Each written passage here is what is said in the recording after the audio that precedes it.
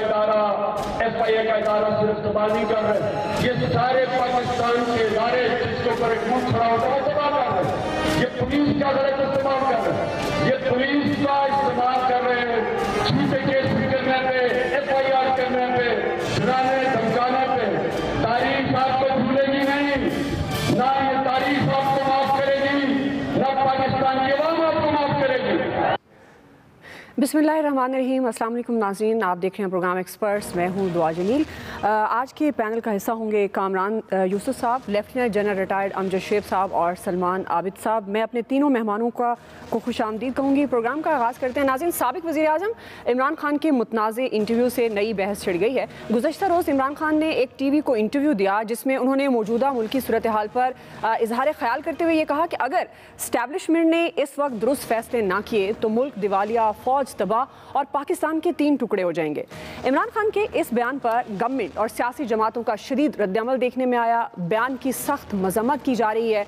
इस बयान को मुल्क दुश्मनी आइन और विफाक पर हमला कहा जा रहा है और उनके खिलाफ कार्रवाई का मुतालबा भी किया जा रहा है। दूसरी तरफ पाकिस्तान तहरीक इंसाफ की जानिब से इमरान खान के इंटरव्यू पर मुख्तलिफ वजाहतें दी जा रही हैं और इस इंटरव्यू का भरपूर दिफा भी किया जा रहा है। शाह महमूद कुरैशी साहब कहते हैं कि तारीख गवाह है, माजी में जब भी हमने गलतियाँ की उसका नाकाबिले तलाफी नुकसान पहुँचा और मुल्क दोलख्त हुआ। हमें अपनी गलतियों से सबक सीखना चाहिए। इसी से मुतल्लिक पहला और बड़ा सवाल होगा। अमजद शेख साहब, मैं आपसे आगाज़ कर रही हूँ। सबसे पहले तो यही बात कि आप इमरान खान साहब के जो उन्होंने इंटरव्यू में 2-3 बड़ी बहुत संजीदा किस्म की और सख्त किस्म की बातें की कि अगर इस्टेब्लिशमेंट ने इस वक्त दुरुस्त फैसले ना किए तो मुल्क दिवालिया, फौज तबाह और पाकिस्तान के 3 टुकड़े हो जाएंगे। इसको आप किस तरह से देखते हैं? और साथ ही एक ज़िमनी सवाल ताकि आप डिटेल से इस पर जवाब दे सकें। अब इमरान खान साहब को भी इदराक है कि इस वक्त मौशी सूरत हाल क्या है, मुल्क दिवालिया होने का वो खुद कह रहे हैं। तो आपके ख्याल में इस मौके पर उन्हें सियासी तदब्बुर का मुजाहरा नहीं करना चाहिए, मिल बैठ कर बातचीत नहीं करनी चाहिए गवर्नमेंट से? बिस्मिल्लाहिर्रहमानिर्रहीम। देखिए, बातचीत तो हमेशा मैं समझता हूँ एक जरूरी अमर है और वो होनी चाहिए। आफ्टर ऑल, अगर सारे ही पॉलिटिकल पार्टीज या तमाम पॉलिटिकल फोर्सेस ये सोचें कि उन्होंने पाकिस्तान की बेहतरी के लिए काम करना है तो फिर आपका नस्बुनैन और मकसद एक होगा। सोच मुख्तलिफ हो सकती है, सारे मिलकर बातचीत करें तो एक मुत्तफिक का फैसला भी हो सकता है कि आपको आगे क्या करना चाहिए। और मैं तो हमेशा ये समझता हूँ कि इकोनॉमी के मामले में कोई भी एक जमात इस इकोनॉमी को ठीक नहीं कर सकती। ये नेशनल कंसेंसस के साथ होगा क्योंकि आपको बहुत सख्त बात का इक़दाम देने पड़ेंगे और उन इक़दाम को जब तक कि पूरी पॉलिटिकल फोर्सेस, तमाम फोर्सेस जो हैं वो उसकी हमायत नहीं करेंगी तो वो चल नहीं सकेंगे। जैसे पिछले दौर में जब PTI की गवर्नमेंट ने ताजरों को टैक्स नेट में लाने की कोशिश की तो वो हड़ताल पे चले गए। अब जब उनको ऑपोजिशन से सपोर्ट मिलनी शुरू हुई तो वो हड़ताल लंबी होती गई, बिलाखिर हुकूमत को सरेंडर करना पड़ा। हालांकि जरूरत इस बात की है कि ताजरों को टैक्स नेट में लाया जाए और ताजर आज उनकी अपनी आमदन जो है वो डॉक्यूमेंटेड नहीं, लेकिन हमसे वो 17% साथ ये सेल्स टैक्स भी ले लेते हैं, वो भी उनकी जेब में चले जाता है। तो बात यह है कि ये तो बड़ा सीधी सी बात है कि इकोनॉमी किसी एक शख्स का मसला नहीं है। इकोनॉमी को ठीक करने के लिए आपको सारी कौम की एफर्ट चाहिए। मुश्किल फैसले होंगे, वो सारे फैसले मिलकर करने होंगे और उसको कबूल करना होगा। मिसाल के तौर पे आज पेट्रोल की कीमत बढ़ाई है इस हुकूमत, और अगर ये नागुज़ीर है और इसके बगैर चारा नहीं और सारा आगे काम चलाने के लिए ये हमें करना ही करना है तो फिर ये तमाम लोगों को इसकी हमायत करनी चाहिए। लेकिन अगर आज PTI बाहर बैठी है, PTI मुखालफत करेगी, वो कहेंगे कि जनाब अवाम को लूट लिया, और अवाम इतना शौक रखते नहीं है, उनमें ये तजिए करने की हर किसी में ये अहलियत नहीं होती कि वो सोचे कि इंटरनेशनल जो मैकेनिज्म है वो कैसे काम कर रहा है, उसके इम्पैक्ट कैसे आ रहे हैं। तो वो तो महंगाई के मारे खड़े हो जाएंगे हुकूमत के खिलाफ, हुकूमत को फिर कुछ ना कुछ अपने स्टेप वापस लेने पड़ जाएंगे जी। तो इसलिए ये तो मिलके फैसले करने चाहिए, तभी जाके आप मुल्क के इकोनॉमी के बारे में कुछ सख्त फैसले कर सकेंगे। दूसरी तरफ जो इनके इंटरव्यू का हम बात करते हैं जी, इंटरव्यू में जो कुछ उन्होंने कहा, मेरा ख्याल है इसको हम बिला वजह ऐसे गलत रंग में पेश कर रहे हैं।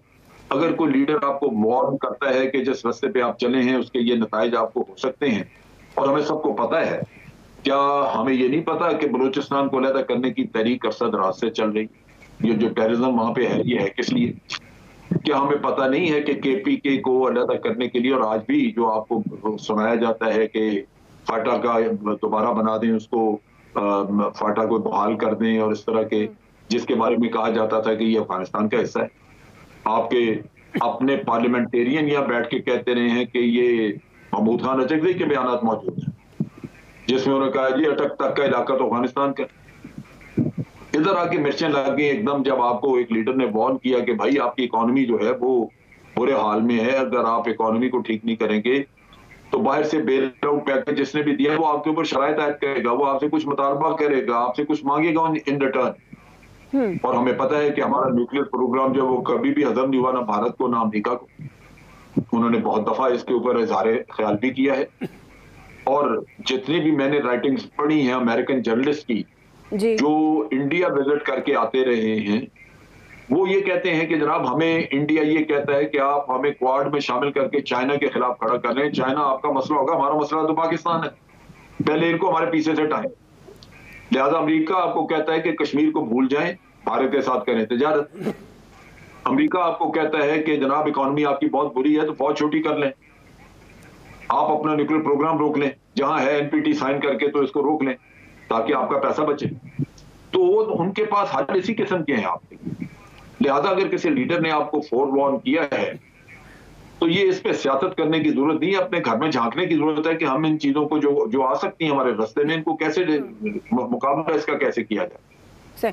तो मेरा ख्याल है कि ये बिल्कुल बेजा किस्म की तनकीद है। वो एक टेबल पर भी बात कर सकते थे, जिस तरह आप कह रहे हैं बड़े सीरियस कंसर्न है फिर तो, अगर मुल्क में इस तरह के बहुत से मसाइल हैं जो कि सब कुछ जानते भी हैं, और मजीद एक्स प्राइम मिनिस्टर की हैसियत से इमरान खान साहब ज़्यादा इसका इदराक रखते हैं, तो आपके ख्याल में उन्हें अलग से ज़ाहिरा इदारे तो हमारे अपने हैं, वो उनसे बात भी कर सकते हैं, तो उनसे वो बात कर सकते थे बजाय इसके कि वो इस तरह से बात करें एक इंटरव्यू के दौरान जिसकी मुख्तलिफ वजाहतें फिर दे रहे हैं पाकिस्तान तहरीक इंसाफ के रहनुमा। वो तो इसलिए ना कि आपकी ऑपोजिशन जो है वो उसके ऊपर बिला वजह एक तनकीद इस किस्म की खड़ी कर रही है, जो कि मैं समझता हूँ उसने कहा ही नहीं, उस पैराए में बात ही नहीं हुई, मैंने सुना वो इंटरव्यू, वो उसको एक ट्विस्ट देके बात कर रहे हैं तो उनको वजाहत देनी पड़ रही होगी। लेकिन मैं तो इस चीज को समझता हूँ, जानता हूँ, मैंने ये सारा स्टडी किया हुआ है, मुझे पता है कि ये क्या अमेरिकन डिजाइन हैं क्या यहाँ पे। अमेरिका ने तो बड़ा वाज़ेह आपको कहा कि यहाँ भारत में उनकी साउथ एशिया पॉलिसी यही है कि साउथ एशिया में अब सिर्फ भारत है जो कि एक कंट्री है, और उनके अपने मफादात हैं जो चाइना और रशिया के अगेंस्ट। उन्होंने अपने नेशनल स्ट्रेटजी पेपर में ये आइडेंटिफाई किया था कि उनके एडवर्सरी अब रशिया और चाइना है। अब वो आपके मफादात तो नहीं देखेंगे ना, उन्होंने भारत को अगर उधर खड़ा करना है तो भारत के खदशात दूर करेंगे ना, वो आपके तो नहीं करेंगे। तो ये हमें तो सारी ये चीजें पता है। अगर आप इसके ऊपर सियासत खेलना चाहते हैं तो खेलते नहीं। वो पहले कौन सा आपने ऐसा काम किया है? आज जो हुकूमत बैठी है ये आई थी महंगाई खत्म करने, तो अब महंगाई खत्म हो गई, इन्होंने तो आते अपने काम करने शुरू कर दिए कि इसी से नाम निकालो, मैप को ठीक करो, ये करो। जी बिल्कुल आती हूँ, कामरान यूसुफ साहब को भी शामिल कर लेते हैं। कामरान यूसुफ साहब, वाकई इसको गलत रंग दिया जा रहा है, इसको सियासी तौर पर लिया जा रहा है, जिस तरह हम जो शेख साहब भी कह रहे हैं, या जो कि अब इस वक्त हुकूमती रहनुमाओं का कहना है कि मजम्मत भी की जा रही है और कहा जा रहा है कि गिरफ्तार किया जाए। ये बहुत बड़ा बयान है जो उन्होंने, फौज तबाह और पाकिस्तान के 3 टुकड़े हो जाएंगे अगर एस्टैब्लिशमेंट दुरुस्त फैसले नहीं करती। आप इसे किस तरह से देख रहे हैं? देखिए, इमरान खान साहब एक सियासतदान है, साबका वज़ीर आज़म है, एक पार्टी के चेयरमैन है। जब वो कोई बयान देंगे और आपको पता है कि उसको फिर सियासत से कैसे बालातर होकर देखा जा सकता है। जो बात इमरान खान साहब ने की, जनरल साहब ने भी जो तस्करा किया, वो ऐसी कोई ढकी छुपी बात नहीं है। ये तो एक ओपन सीक्रेट है कि जाहिर है कि दुनिया के और ख़ास करके मगरब के जो कंसर्न इस लिहाज से भी हैं कि पाकिस्तान ज़ाहिर है कि एक न्यूक्लियर मुल्क है, लेकिन इस मुल्क के अंदर अगर इतनी पॉलिटिकल इंस्टेबिलिटी होगी, इतनी इकोनॉमिक क्राइसिस होगा, तो उनके कहीं ना कहीं एक लेजिटिमेट कंसर्न्स भी होते हैं कि क्या एक वायबल स्टेट के तौर पर पाकिस्तान क्या रह पाएगा और फिर उनका जो न्यूक्लियर प्रोग्राम है वो इंटैक्ट रह पाएगा। ये बातें तो थिंक टैंक्स में और डिफरेंट इस तरह की बातें चलती रहती हैं। लेकिन इसके अंदर जो सबसे बड़ा प्रॉब्लम है कि हमारी एक दौरा में आ रहा है, एक सेलेक्टिव अप्रोच है कि जो लोग इमरान खान के इस बयान को कह रहे हैं कि इसको सियासी रंग ना दें और बहुत कुछ वो कह रहे हैं, यही बयान अगर कोई और दे, मतलब मैं एक छोटी सी एग्जांपल आपको देता हूं कि हमने जो हमारा प्रोग्राम है द रिव्यू, आज से तकरीबन फरवरी में एक प्रोग्राम किया, तो उसमें डॉक्टर कैसर बंगाली को बुलाया और उसमें जिक्र किया कि जिस तरीके से पाकिस्तान एक डेट ट्रैप में फंसता जा रहा है, पाकिस्तान के ऑप्शंस ख़त्म होते जा रहे हैं, IMF हमें डिक्टेट करता है, तो क्या ये एक नेशनल सिक्योरिटी का मामला है? तो उन्होंने ये कहा कि बिल्कुल ये एक नेशनल सिक्योरिटी का मामला बनता जा रहा है, और अगर हमने अपने आप को ठीक ना किया तो वो स्टेज आएगी जब आपको ये बड़ी ताकतें कहेंगी कि एक तरफ आपका न्यूक्लियर प्रोग्राम है और दूसरी तरफ फिर आप हमसे पैसे ले लें। तो उस बयान के ऊपर उस वक्त वजारत खजाना के एक तर्जुमान थे मुजम्मिल साहब, पीटीआई के, वो अभी भी रुकन हैं, उन्होंने उनको गद्दार करार दे दिया। उनको कहा कि ये एंटी स्टेट हैं, ये पैसिमिस्ट बातें करते हैं। आज वही बातें इमरान खान साहब कर रहे हैं, तो वो बड़े मुहिब वतन हैं। बातें बेशक इतनी मौजूद हैं, लेकिन इतना जो आपका साबिक वज़ीर आज़म हो, आपका जो एक मुल्क की सियासी जमात का बड़ा लीडर हो, जब वो खुद इस तरह की बातें करेगा तो उससे दुनिया को मैसेज ठीक नहीं जाता। और मेरे ख्याल में उस चीज़ से इज्तनाब करना चाहिए। और आज भी इमरान खान साहब ने जो स्टेटमेंट दिया है कि एस्टैब्लिशमेंट को डायरेक्ट उन्होंने मेरे ख्याल में ललकारा है और कहा है कि असल ताकत तो आपके पास है। अब ये बड़ी मज़ा का खेज बात है कि 3.5 पौने 4 साल आप उन्हीं के बल बोते पर इक़्तिदार में आए, गैर मामूली आपको उन्होंने हिमायत की। आर्मी चीफ जनरल बाजवा जो हैं वो डिप्लोमेसी करते रहे, यूएई, सऊदी अरब, कतर जाके आपके लिए पैसे आपकी गवर्नमेंट के लिए मांगते रहे। और आज आप कहते हैं कि आपके पास कोई पावर नहीं थी, कोई ताकत नहीं थी, क्योंकि इमरान खान साहब जो कुछ कह रहे हैं वो ये कह रहे हैं कि जो एस्टैब्लिशमेंट है वो सही फैसले करने का मतलब ये है कि जो माजी में जिस तरह की सपोर्ट उनको वो देते थे, आज भी उनको सपोर्ट दें। और उनके बकौल उनको लगता है कि अगर वो वज़ीर आज़म नहीं है तो फिर इसका मुल्क का कुछ नहीं होना। आई थिंक इस सोच को खत्म होना चाहिए। इस मुल्क में कोई भी इंडिस्पेंसिबल नहीं है। बहुत बड़े बड़े मेरे ख्याल में यहाँ पे लीडर्स जो बाज़ाहिर अपने आप को लीडर्स कहते थे, वो कहते थे वो नहीं होंगे तो पाकिस्तान का पता नहीं क्या होगा। ये जो रविश है, आई थिंक इसको खत्म होना चाहिए। तो इस तनाजुर में इमरान खान साहब को जो स्टेटमेंट है वो यही चाह रहे हैं कि एस्टैब्लिशमेंट एक दफा फिर उनकी हिमायत करे। हालांकि वो ये कहते हैं कि अब हम एपॉलिटिकल हैं, हम अपने आप को सियासत से अलग रखना चाहते हैं। तो कामरान साहब, फिर ये एक आवाम का कौन सोचेगा? पहली हुकूमत भी महंगाई को कंट्रोल नहीं कर पाई। इमरान खान साहब ऑल्दो ये समझते हैं कि इस वक्त मुल्क में दिवालिया होने जा रहा है, हो चुका है, अब ये हुकूमत भी बड़े बड़े दावे करके आई है। मैं चाहूँगी क्विकली आप इस पर अपना कमेंट कर दीजिएगा। आप समझते हैं कि इस गवर्नमेंट के पास कोई स्ट्रैटेजी है? महंगाई मजीद बढ़ चुकी है, लोग क्या करेंगे?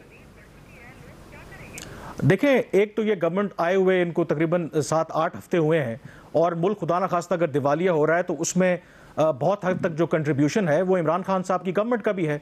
एक जो सबसे बड़ा IMF के साथ उन्होंने मुज़ाकरात को आप कह लें कि मौखर किया, और वो जो सब्सिडी दी तेल के ऊपर, बावजूद इसके कि उनको पता है कि ख़जाने में पैसे नहीं थे, और अगर आप वो काम करेंगे तो आपको IMF जो है आपकी किस्त बहाल नहीं करेगा, और जब आपकी किस्त वो बहाल नहीं होगी तो फिर आपके जो फॉरेन रिजर्व्स हैं वो कम होंगे। जब फॉरेन रिजर्व्स कम होंगे तो फिर जाहिर है कि क्राइसिस वाली सिचुएशन पैदा होगी, तो उनका अपना भी उसके अंदर कंट्रीब्यूशन है। अब जो सबसे बड़ा मसला है, आई थिंक ये जो गवर्नमेंट है, आज भी हमने देखा कि बिजली की कीमतों में रिकॉर्ड इजाफा हुआ, तकरीबन 8 रुपए फी यूनिट नेपरा ने मंजूरी दी है, और अब जो बेसिक जो प्राइस है वो 24-25 रुपए पर यूनिट हो गई है। अब प्रॉब्लम ये है कि आपके पास ऑप्शन क्या है।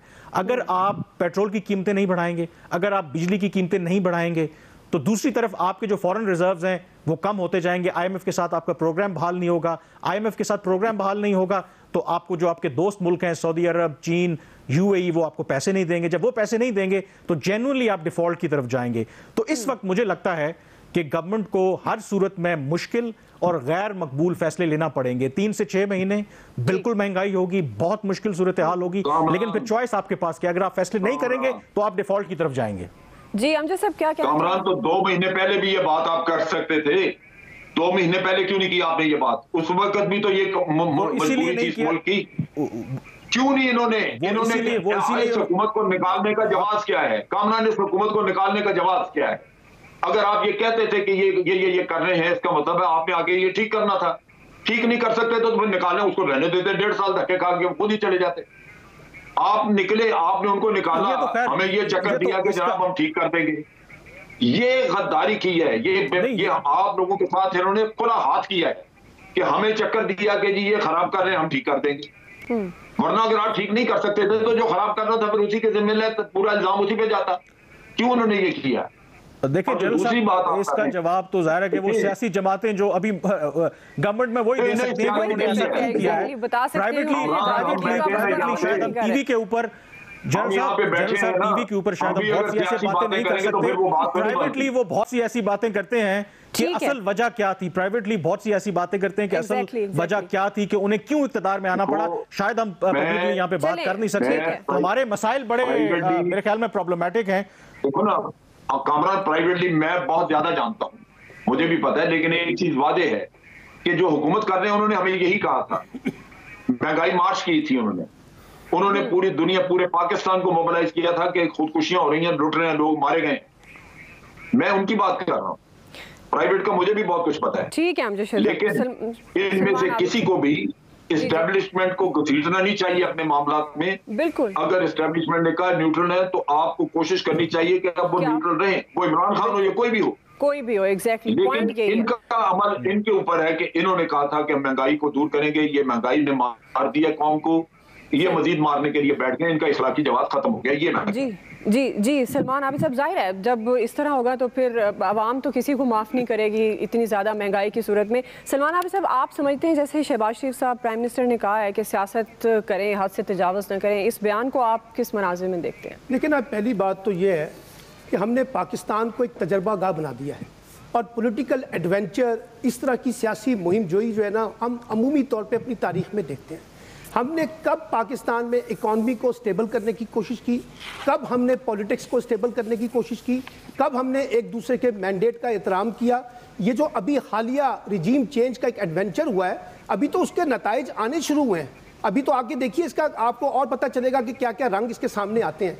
सवाल ये है, अभी आज वो मूडीज की रिपोर्ट आई है ना, उन्होंने उसको मुस्बत से नेगेटिव करार दे दिया है। मुस्बत कब थी? इमरान खान की हुकूमत में। वर्ल्ड बैंक ने कहा कि जी इस वक्त आखिरी दिनों में जब इमरान खान की हुकूमत चल रही थी जनवरी फरवरी में, तो उन्होंने कहा कि जनाब कुछ ऐसे इंडिकेटर आए हैं जिससे पाकिस्तान की इकॉनमी जो है वो अब जरा ग्रो करना शुरू हो गई है, फ्लोरिश करना शुरू हो गई है। अब आप ये कह रहे हैं सारी की सारी, अच्छा ये बातें तो सबको पता है, चले मान लेते हैं इकॉनमी खराब है। भाई हमें तो एहसन इकबाल साहब समझाते थे, हमें तो मुफ्ता इस्माइल साहब समझाते थे, हमें तो साहब डार साहब समझाते थे, शहबाज शरीफ समझाते थे, सब ये कहते थे।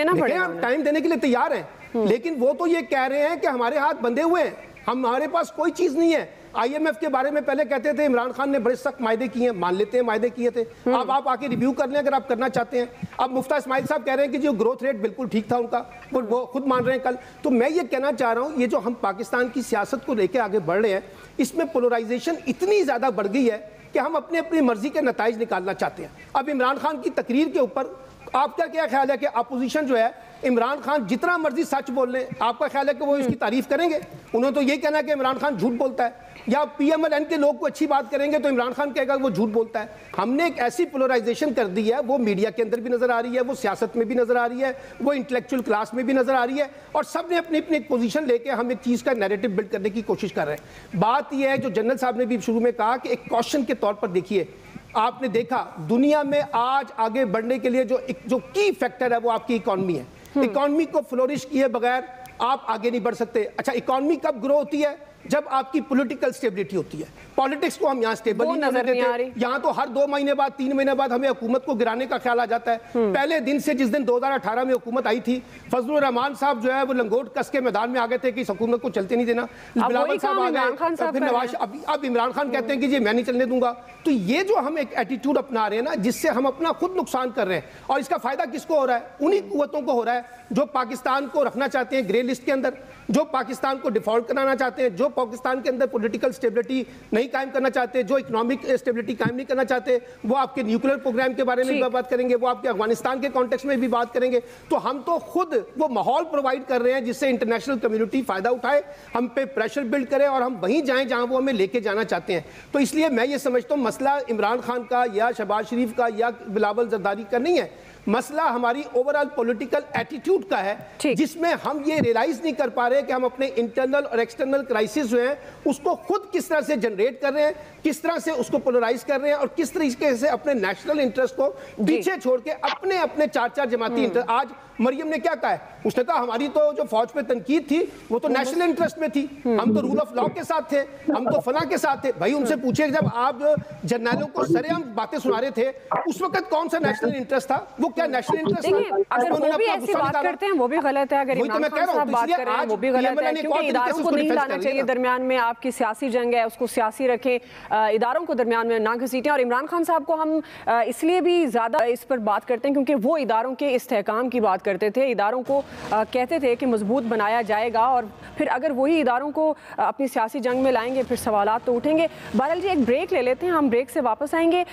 इमरान खान साहब ने जलसे का ऐलान किया है, तो हम ये सवाल रखेंगे अपने मेहमानों से कि इमरान खान के क्या मुतालबात हो सकते हैं। इमरान खान आज़ादी की बात करते हैं तो वो कौन सी हकीकी आज़ादी है जो वो चाहते हैं? एक ब्रेक के बाद इस पर बात होगी। नाज़रीन, इमरान खान साहब को आप सुन रहे थे। पीटीआई ने एक बार फिर इस्लामाबाद की तरफ लॉन्ग मार्च की तैयारियां शुरू कर दी हैं। गुज़श्ता रोज़ सुप्रीम कोर्ट में एक दरख्वास्त दायर की गई थी जिसमें अगले लॉन्ग मार्च के लिए गवर्नमेंट को रुकावटों और गिरफ्तारियों से रोकने की इस्तदा की गई थी और आज रजिस्ट्रार ऑफिस ने वो दरख्वास्त पर एतराज़ात लगाए और लगाकर वापस कर दी। साबिक प्राइम मिनिस्टर ने आज शांगला में सियासी ताकत का मुजाहरा किया है। कारकुनों को एक बार फिर लॉन्ग मार्च की तैयारी की उन्होंने हिदायत की और साथ ही उन्होंने ऐलान किया कि 4 जून को दीर के जलसे में लॉन्ग मार्च से मुतल्लिक आइंदा के लाया अमल का ऐलान किया जाएगा। पीटीआई रहनुमाओं के खिलाफ दर्ज मुकदमात पर अदालतों से हिफाजती जमानतें लेने का सिलसिला भी जारी है। आज पेशावर हाई कोर्ट ने इमरान खान की राहदारी जमानत 3 हफ्तों के लिए मंजूर कर ली है, जबकि असद कैसर साहब और हमाद अज़हर साहब को भी गिरफ्तार करने से रोक दिया गया है। लेकिन हमारा सवाल ये है, जो कि मैं कामरान यूसुफ साहब आपसे आगाज़ कर रही हूँ। कामरान साहब, ज़ाहिर है जैसे हम पहले भी माशी बहरान पर बात कर रहे थे, मूडीज़ की रिपोर्ट को भी मद्देनज़र अगर रखा जाए, आपके ख्याल में इमरान खान साहब क्या आइंदा का लाया अमल दे सकते हैं और हकीकी आज़ादी या वो मंसूबे जिन पर वो अब चाहते हैं कि ये हुकूमत काम करे, वो अपने दौर में काम करने में नाकाम रहे हैं? आपको क्या लगता है ये मुल्क फिर किस तरफ जाएगा? ये तो इंतशारी सियासत आप इस गवर्नमेंट को कोई फैसला नहीं लेने देगी, पिसेगी तो फिर अवाम क्या फैसले ले सकते हैं इमरान खान साहब? क्या आइंदा का उनका लाया अमल हो सकता है? देखें, जो आइंदा के लाया अमल की बात है, जो मेरी कुछ जो पीटीआई के लोगों से जो बात हुई है, लगता ये है कि इमीडिएटली तो मुझे कोई दोबारा से इस्लामाबाद की तरफ लॉन्ग मार्च होता नज़र नहीं आ रहा, क्योंकि अगर आपने सुप्रीम कोर्ट की उस पिटीशन का भी हवाला आज दिया है, एक तो इमरान खान साहब सुप्रीम कोर्ट के साथ मशरूत कर रहे थे कि जो फैसला आएगा उसके बाद वो अपने अगले लाया अमल का ऐलान करेंगे, लेकिन सुप्रीम कोर्ट ने जो 25 मई को जो लॉन्ग मार्च हुआ था उसके हवाले से जो कल तफसीली फैसला आया, तो उसमें उन्होंने कहा है कि जो इनकी अभी वाली पिटीशन है, बहुत से जो सवालात पीटीआई ने उठाए थे उसमें उन्होंने जवाबात दे दिए हैं, तो सुप्रीम कोर्ट भी फिलहाल इस मामले को नहीं सुन रही। और दूसरा, जो 25 मई को बज़ाहिर जो लॉन्ग मार्च नाकाम हुआ, पीटीआई के अंदर जो सीनियर वॉइसेस हैं वो तो पहले दिन से ही इसके खिलाफ थी कि इमरान खान साहब शहरों में बड़े बड़े जलसे ज़रूर करें, लेकिन जो लॉन्ग मार्च की थ्रेट है उसको फ़िलहाल अभी इस्तेमाल ना करें इस्लामाबाद की तरफ, उसके लिए थोड़ा वेट करें। और अब जब ये फ्लॉप हो गया तो उनका ख्याल है कि इमरान खान साहब ने वो जल्दी की है, अपना जो ट्रम्प कार्ड है वो उन्होंने जल्दी दिखा दिया है, जिसकी वजह से अब जब कि फ्लॉप हो गया है तो मुझे ये लग रहा है, अगर आप देखें जब से इमरान खान साहब ने वो लॉन्ग मार्च कॉल ऑफ किया, जो बहुत से लोगों के लिए हैरान कुन था, खुद हुकूमत के लिए भी, तो हुकूमत के ऊपर से एक सियासी दबाव जो उनके ऊपर था कि शायद अर्ली इलेक्शंस की तरफ जाना पड़े, वो हट गया। और उसके बाद ही फ़ौरन आपने देखा कि तेल की कीमतों में जो इतने अरसे से वो इजाफा नहीं कर पा रहे थे, उन्होंने फ़ौरन इजाफा किया।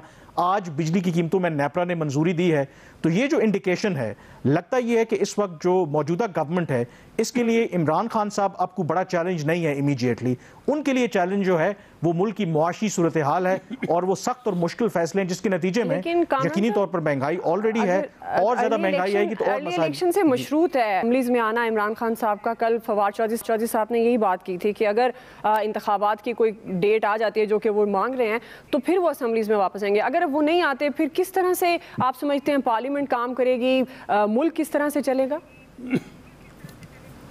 मेरे ख्याल में मुल्क तो अभी भी चल रहा है, देखें उससे कोई फ़र्क उस तरह से बज़ाहिर नहीं पड़ेगा। ये नुकसान जो है, क्योंकि लॉन्ग मार्च वाला ऑप्शन जब बज़ाहिर अभी जो फ्लॉप हुआ है, उसके बाद जो सीनियर वॉइसेस हैं, जैसे मैंने आपसे कहा कि तहरीक इंसाफ के अंदर वो ये चाहते हैं कि बेहतर यही है कि हम असेंबली में वापस चले जाएं और बतौर अपोजिशन लीडर इमरान खान एक मौसर किरदार अदा करें, क्योंकि ये ना भूलें कि चेयरमैन नैब की तकर्री हो या अगले इलेक्शन से पहले केयर टेकर गवर्नमेंट की तकर्री हो, वो opposition leader of the opposition की मशावरत से होती है। लेकिन अगर वो असेंबली के अंदर नहीं जाएंगे तो इस वक्त राजा रियाज साहब लीडर ऑफ द अपोजिशन है, वो तो फ्रेंडली अपोजिशन है, तो वो अपनी मर्जी से चेयरमैन नैब भी तैनात करेंगे, अपनी मर्जी से केयर टेकर गवर्नमेंट भी लेके आएंगे, जो रिफॉर्म्स उन्होंने करवानी है वो भी लेके आएंगे, तो नुकसान जो है वो तहरीक इंसाफ को होगा। लेकिन मुझे लगता नहीं है कि इमरान खान साहब इस हवाले से मानेंगे। वो बिल्कुल जो फवाद चौधरी साहब कह रहे हैं, एक दो और लीडर से मेरी असद उमर साहब से ही बात हो रही थी, तो उनका यही ख्याल है कि अगर ब्रॉडर को अग्रीमेंट होता है कि क्या रिफॉर्म्स करवा के और ये सारी करके इलेक्शन की तरफ जाया जाए तो फिर शायद तहरीक इंसाफ असेंबली में वापस आ जाए, अदरवाइज वो वापस नहीं आएंगे। तो मुझे लगता ये है कि बज़ाहिर इमरान खान साहब का 25 मई का जो लॉन्ग मार्च बज़ाहिर जो फ्लॉप हुआ है, उसके बाद उनके पास अब सियासी तौर पर ऑप्शंस कम हुए हैं। अब इस गवर्नमेंट का चैलेंज मेरे ख्याल में सबसे बड़ा महंगाई है, उसको कैसे कंट्रोल करते हैं, वही चैलेंज है। सही। अमजद शेख साहब, आप समझते हैं सियासी ऑप्शंस कम हैं, लेकिन इमरान खान साहब बड़े कॉन्फिडेंट नजर आए जब उन्होंने ऐलान किया कि अब अगला जलसा ये होगा और लॉन्ग मार्च का और आइंदा का लाया अमल जलसे में बताया जाएगा। आपको लगता है वो किस तरह का लाया अमल दे सकते हैं? और वो जो आज़ादी के लिए कारकुनों को कह रहे हैं तैयारी कर लें, वो क्या हो सकती है? उनकी आज़ादी क्या मतलब ले रहे हैं? क्या अर्ली इलेक्शन को वो आज़ादी समझ रहे हैं? देखिए, जब भी आपकी स्ट्रेटजी में कोई खराबी या वो नाकाम होती है तो ऑल्टरनेटिव्स आपके पास मौजूद होते हैं। आपने देखा कि दोबारा एक साइकिल शुरू हो गया। आज वो शांगला में उन्होंने एड्रेस किया, पब्लिक कॉन्टेक्ट दोबारा शुरू हो गया। लॉन्ग मार्च की कॉल एक राउंड के बाद दोबारा फिर आ सकती है, वो कोई इतना बड़ा मसला नहीं है, लेकिन उसके लिए इंतजाम डेफिनेटली इस दफा मुख्तलिफ होंगे और वो लाजमन वो चाहते हैं कि सुप्रीम कोर्ट के जरिए हो ताकि ये मारधाड़ कत्ल गारत ना हो। और पहला फैसला भी इमरान खान का मेरे नुक्ता निगाह से, उसने एक बहुत बड़ा रिस्क लिया, अपने पॉलिटिकल स्टेक्स उसकी हाई रही, लेकिन फैसला उसने अवाम और अपने लोगों के मफाद में किया, क्योंकि अगर कुछ लोग मारे जाते और वहां पे नारकी और बदमज़गी फैल जाती और यहाँ पे मारधाड़ शुरू हो जाती तो आप सोचिए कि मुल्क का कितना बड़ा नुकसान होता है। तो उसने तो मैं समझता हूँ बड़े दिल से बहुत दूर की सोची और मुल्क के मफाद में सोचा, बजाय इसके कि अपने जाती मफाद में सोचता है, जिसका जैसे कामरान कह रहे हैं कि उनको एक सेटबैक हुआ है लॉन्ग मार्च के मामले में इसी चीज की वजह से कि उसने long March abruptly call of की। लेकिन जो मैं समझ सका हूँ उसकी बातचीत से या मैंने थोड़ा बहुत जो सड़कों पे हालात देखे वो इसी वजह से थे कि यहाँ पे कत्ल गारत होनी, और जब राना सनाउल्लाह जैसा बैठा हो और जिसने 12-14 लोग वहां पे मारे और उसका आज दिन तक उसको सजा नहीं हो सकी, तो उसके तो हौसले बड़े हुए हैं, उसके लिए 12-14 और बर्बाद देने कोई इतनी बड़ी बात नहीं थी। तो ये चीज वाज़ेह है। दूसरी बात यह है कि उसके पास मवाद बहुत है और जमा होता जा रहा है, जिसको वो एक्सप्लॉइट करके इस हुकूमत को मुकम्मल तौर पे पब्लिक के सामने इनको बिल्कुल शर्मसार भी कर सकता है और इनके हालात बता सकता है। वो ये है कि इनका एक वजीर कहता है कि जनाब हमारे पास तो जहर खाने के पैसे नहीं जी, और याशियों पे ये सारे लगे हुए हैं। स्विट्जरलैंड में बैठे हुए बेहतरीन होटलों में पीपल्स पार्टी के जितने वजीर हैं वो सारे बाहर। ये भी अपने कुछ 70-72 लोगों का लेके और वहां पहुंच गए टर्की में, जैसे वहां से इनको कुछ मिलना है। और भाई टर्की तो खुद हमारी तरह ग्रे लिस्ट पे उस पे आई है, उसके पीडीएफ के इसके एफएटीएफ में वो ग्रे लिस्ट पे है। वो बेचारे खुद दाएं बाएं भागे फिर रहे हैं, कभी सऊदी अरेबिया और कभी और ये अपने काम धंधों के लिए जाते हैं, अपने बिजनेसेस के लिए। मियां मंशा को वहां पर बुलाया, उसका जहाज रास्ते में खराब हो गया तो पता लग गया दुनिया को कि जी वो जा रहा था टर्की। तो बात यह है कि इमरान खान के पास मसाला तो बहुत होगा, पब्लिक कॉन्टेक्ट करे तो लेके आए, उनको ना लेके आए तो अलग बात है कि ये इनकी कमजोरी होगी कि वो एक्सपर्ट न कर सके, वो मसाला यूज ना करे जो इदारों के खिलाफ हो। इदारों के खिलाफ बात नहीं करनी चाहिए। देखिए बात यह है, अदारे जो हैं आपके वो आपकी स्ट्रेंथ है। आप बिला वजह अदारों को घसीटेंगे तो वो तो दुश्मन के लिए आप मुहैया कर रहे हैं मसाला, बाहर से इंडिया और दूसरे लोग उसको एक्सप्लॉइट करना शुरू करेंगे, सोशल मीडिया पे भरमार शुरू हो जाती है। आप अदारों का नाम लेने के बजाय आपके पास पब्लिक सपोर्ट है, आप उसका क्यों नहीं काम करते, उस पर क्यों नहीं मेहनत करते?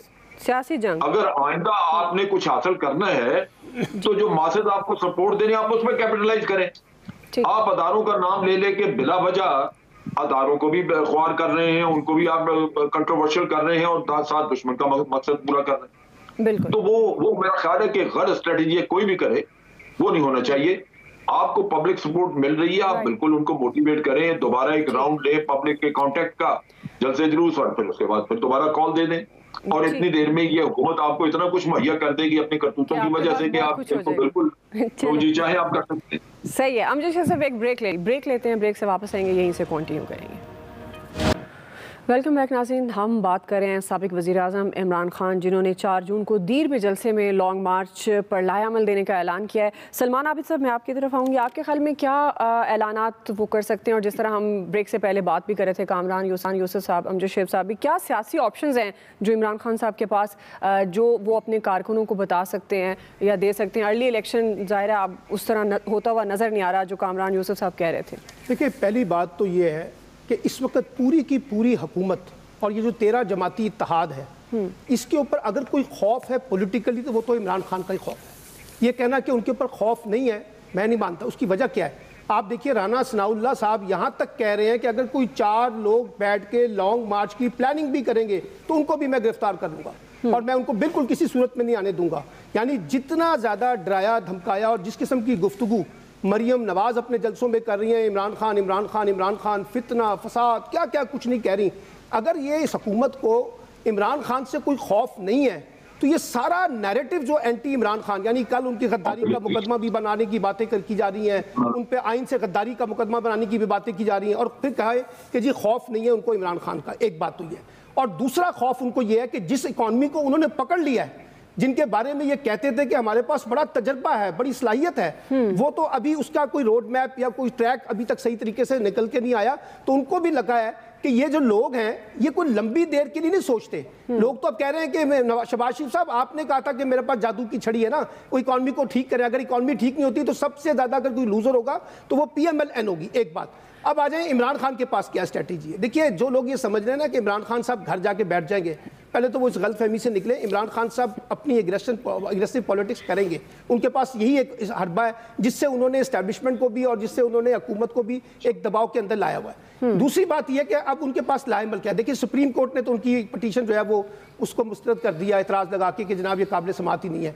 सवाल ये है वो एक पीसफुल या पुरअमन जलसा करना चाहते हैं, लेकिन अगर एटीट्यूड जो है राना सनाउल्लाह वाला होगा, हुकूमत वाला होगा, तो फिर एक टकराव पैदा होगा।